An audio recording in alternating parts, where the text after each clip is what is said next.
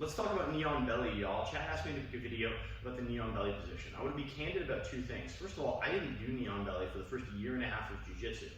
That's the first thing, because it's difficult sometimes to make yourself stable in the knee on belly position when you're first getting to know the position. So just know that that's a thing. Second thing, knee on belly is my second best attacking position now after the back itself. And so putting in that work to understand how to stabilize your position in knee on belly really pays dividends over the long term.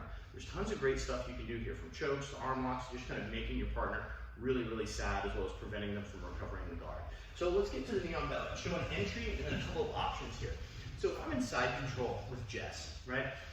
First of all, the two main times you're gonna get to knee on belly is either from side control or whether you're passing the guard. So if I'm trying to pass Jess's guard and she's got her active legs involved, a lot of times if she's really good at getting this knee back, what I'll do is I'll come to knee on belly first before I'll drop to side control.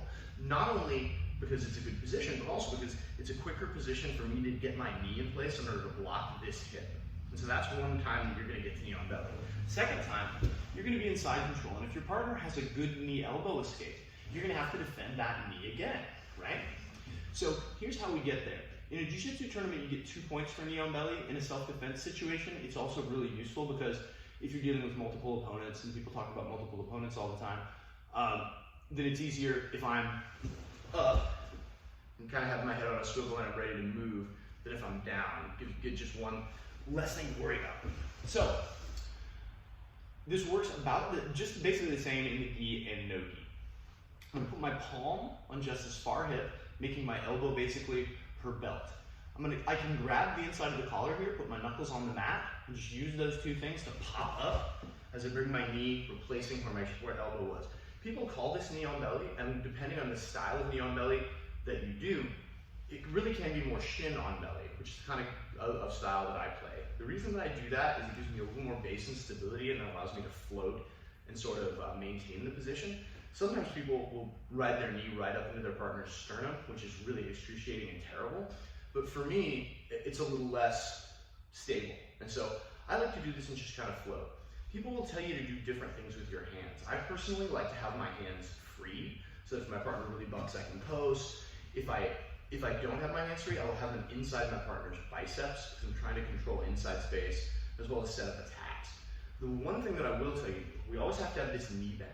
Because if I have my knee bent in Jess Bridges, I use it as a shock absorber, right? You see how very easy for me to sort of follow the bridge of her hips. If I just straighten out my leg in Jess Bridges, now Jess is much smaller than me and we're not going for real, but I just fell on my butt because I don't have that ability to sort of follow the energy that her body creates when she bridges. So have your knee like this. Now a lot of times people say, well, but if your knee is bent like that and it's walked up, can't they underhook your leg? They absolutely can. And then we put our knee on their mat and trap their arm, and then they can't stop us from choking them. Really simple answer to a problem. Remember, just because you're in knee on belly doesn't mean you have to stay there. So this video is going to be just about a couple of little options, and I'm not going to go into detail about those options. So I'm just going to show the two common choke options from here. First common choke option. I like to have my hands free, not only to base and post, but because if my partner exposes their neck, I want to put my hands in the collar to attack.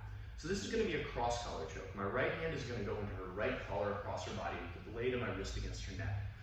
What is the correct way to escape most forms of side control, including knee on belly? A lot of times people are going to bridge into you and shrimp away. And as they do that, this hand comes to the top, and we just catch a very powerful cross choke that punishes them for doing the right thing. When I finish, I'm going to put my knee on the mat, my right knee by Jess's hip, and my left knee right by Jess's upper arm. With this, you can catch cloth if you want, but I honestly just hook her shoulder, drop my elbow to the mat, and get a powerful cross choke. What if we can't get those cross choke grips?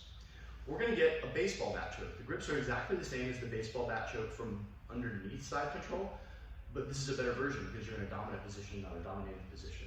Same palm up right hand, but instead of going in the cross collar, I'm going to come to the same side. So my right hand goes into her left collar. My other hand puts the thumb in, and my grip is just like I was swinging a baseball bat. I try to get my thumb together with my pinky. When I get that grip, all I'm going to do is bring my elbows together and slide to the near side just taps to a very powerful choke. Again, this video isn't going to go into detail about those chokes. Just want to introduce you to some of the concepts of the knee on belly principles. So those are two powerful attacks. There are also both near side and far side arm bars for knee on belly, but we'll get to that in a future video. So critical takeaways from knee on belly. Have your knee bent, be ready to ride the wave when your partner bucks, and remember that you don't have to stay there. Commonly, you will see people either transition out from here, or let's say your partner is really giving you problems and you feel like you're gonna fall off. There's nothing wrong just going right back to side control. I like it because it's a really powerful transitioning position that also allows you to attack your opponent in many different ways. So try on knee on belly. Don't be discouraged if you keep falling off. Just keep trying, and eventually it'll be a really potent position for you.